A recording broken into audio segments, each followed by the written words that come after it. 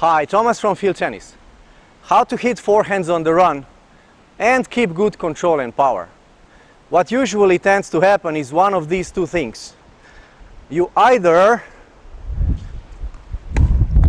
run for the ball and overhit, and it tends to happen because when our legs are working very fast, our body would naturally want to move our arms fast. And so we have to learn to separate the speed of the arm movement from the speed of the leg movement. So that could be one thing that happens. The other one is you're running and you end up looking for the right stance. You're not sure, should you play open stance, closed stance? So you're kind of starting to jerk your steps, and that blocks your swing. You're not swinging anymore smoothly, and you lose a lot of power. So in today's video I want to show you what are the possible reasons why this happens and how to solve them, how to hit forehands on the run very consistently and yet with still good power. So what are the reasons why we overhit? As I mentioned, the first one we can call physical or technical a little bit. So when I'm running very fast for the ball, my feet are working very fast, and then my arm tends to also move fast. That's how the body is designed. So we have to solve this physical technical problem.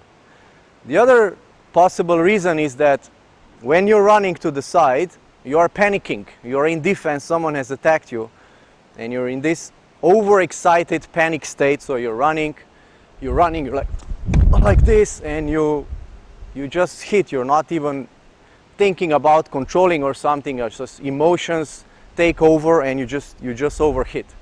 And by the time you realize, it's too late. Another reason might be tactical, which is you are thinking that this is the right shot.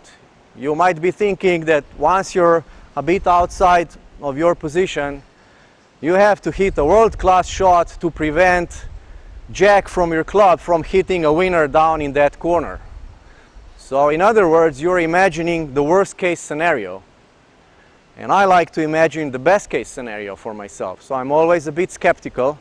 I would play the ball back deep down the middle and think to myself, okay, let's see if this guy can really hit a winner from this position. Let me see, let me test him. So that's usually my mindset, and it turns out to be better than being very negative. So I don't feel that when I'm running here I have to hit a world-class forehand to stay in the rally. Yes, I will have to run back to get to the ball, but I'm not imagining that my opponent is going to hit a corner. So again, it could be a tactical mistake that when you're here and you're running, you're thinking, okay, now I have to hit a world-class forehand, otherwise I have no chance of recovering, so I have to hit almost a winner. So that would be a tactical mistake. So as I mentioned a little bit, for tactical mistake, try the other way. Imagine a best case scenario. Get to the ball, so run to the ball.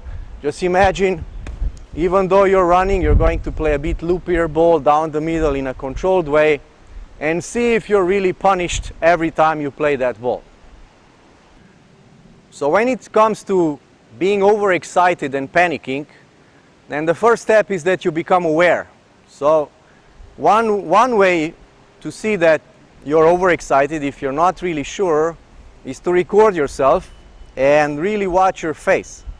I see that all the time when I watch players, how they hit, I watch their face. So I'll try and demonstrate, and you will see on my face.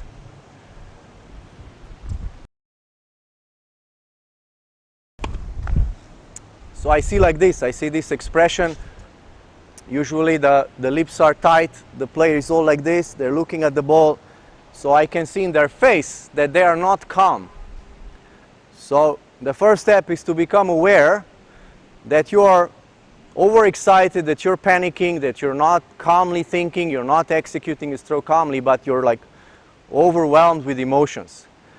And then what you need to practice is, at least what works for me, is to keep telling yourself, stay calm, stay cool. So even though I'm running, so let's say I'll go a bit further, and I'm running, I'm in defense, I'm trying to keep like a calm face. I'm talking to myself, stay calm. So I'll try a few. So I'm talking to myself, okay, just stay calm, stay calm, stay calm. and I'm executing the stroke, and I'm talking to myself slowly and calmly to stay calm. There you go again. So stay calm, stay calm, stay calm. So I'm practicing that.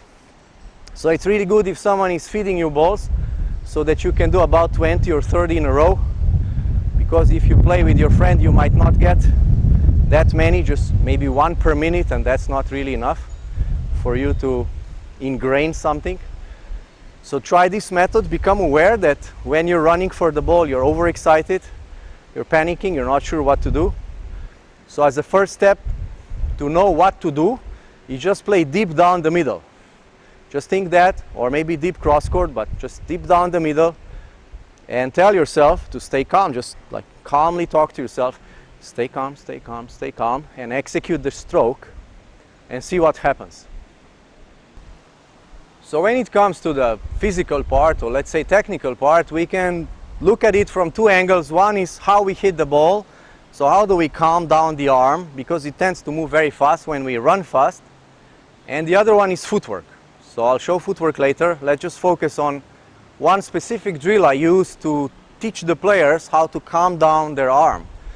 And so if the player is moving their arm very fast, we need to do exactly the opposite. We need to train how to move the arm too slow at first. So what I want to do is, I want to run very fast, but I don't want to swing fast. So I need to control my swing. I don't want to play over the net. So the first drill is don't play over the net.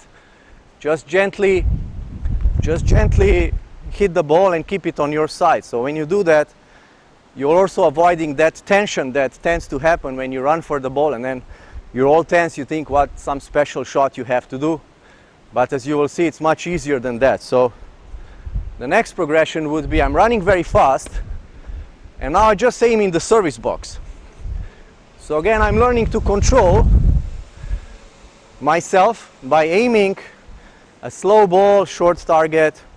So I'm kind of subconsciously training myself, okay, just play the ball nice, while I have to run fast. So if I go a bit this, have to run fast, and yet I play slow.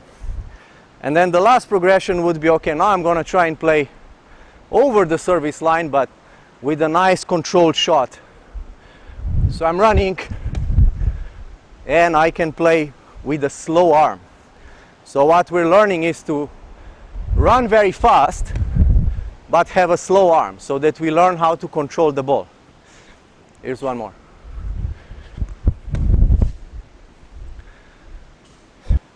Now when it comes to footwork, this is where I see many players go wrong. And it's understandable, because in most situations we want to set up for the shot. So we either play off the right leg. If you listen to one of my previous videos, if not, just follow the link, click on the card, where I explain we either play off the right leg or off the left leg. So we always play off one leg, except in this situation. So if you're trying to find a certain stance when you're running for a difficult ball, then you will be in trouble.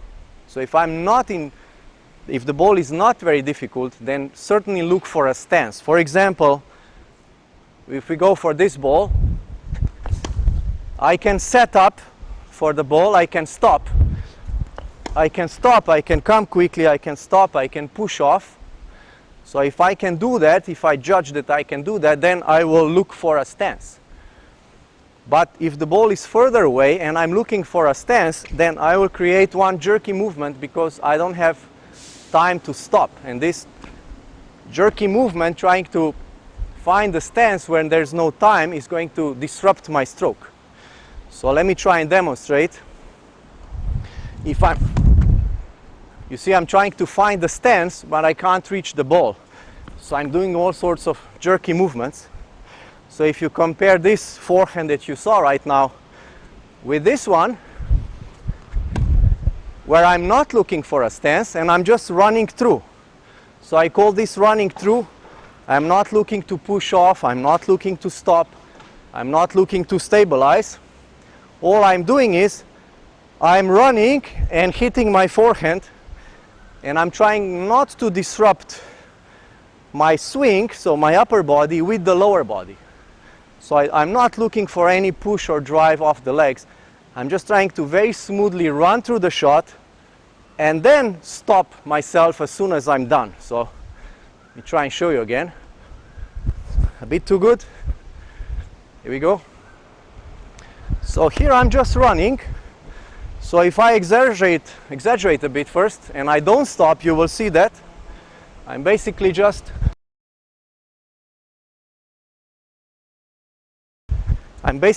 running through the shot. Here we go, one more.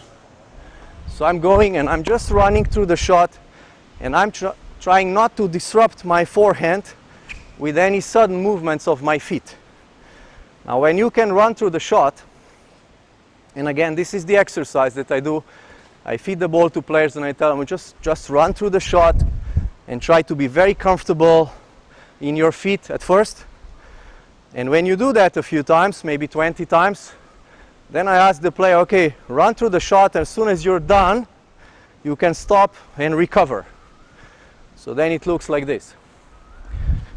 I'm running, now I stop and recover. Or like first step is just to stop. So I'm running, and now I'm stopping. So maybe 2 steps later. Here we go. Yeah, this one quite difficult, but that's going to be a real ball. So I'm running, and now I'm engaging my feet to stop myself from losing too much ground and being able to recover.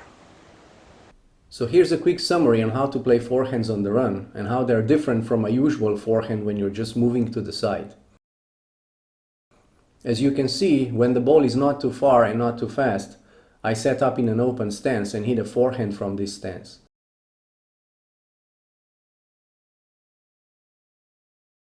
But when the ball is further from me and I have to run, I don't try to set up in a stance. Instead, I just run through the shot and hit a forehand while running.